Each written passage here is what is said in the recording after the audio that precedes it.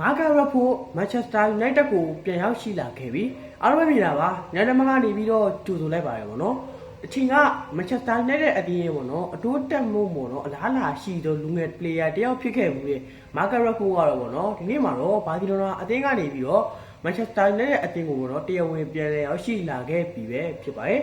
ဒါပေမဲ့မာကာရက်ဖို့ကပေါ့နော်သူအရင်တော့ကဝစ်စင်ခဲ့ရဲ့ဂျွန်နဗန်နံပါတ်ပေါ့နော်10အစားအရှိချင်းပေါ့နော်ဂျွန်နဗန်14ကိုရွေးချယ်ခဲ့တာပဲဖြစ်ပါတယ်။မိုက်ကယ်ကာရီကတော့ပေါ့နော်ဒီကိစ္စနဲ့ပတ်သက်ပြီးတော့ကသူ့အနေနဲ့ဂျွန်နဗန်10ကိုတောင်းလို့ရပါတယ်။ဒါပေမဲ့သူကတော့ဂျွန်နဗန်14ကိုသာရွေးချယ်ခဲ့ပါတယ်။ကျွန်တော်တို့ကိုမြင်တွေ့နေရတာကသူကပိုပြီးကောင်းလာတယ်အလုပ်ကိုသူကပိုပြီးအောင်ဆိုင်လာတယ်။ဘုံနဲ့ပတ်သက်တဲ့သိပညာတွေအများကြီးတိုးလာမယ်လို့လေသူကမိုက်ကယ်ကာရီကပေါ့နော်မာကာရက်ဖို့အကြောင်းကိုပတ်သက်ပြီးတော့သူကသဘောသွားခဲ့ပါတယ်။ညီကိုရင်းနေရောပေါ့နော်မာကာရက်ဖို့ကမန်ချက်စတာယူနိုက်တက်အသင်းမှာတကယ်ပဲပြန်လည်ထွန်းအောင်လာအောင်ပဲစူပါစတာပလေယာတယောက်များဖြစ်နိုင်အောင်မလားဆွေးနွေးကြရပါဦးအားလုံးကိုကျေးဇူးတင်ပါတယ်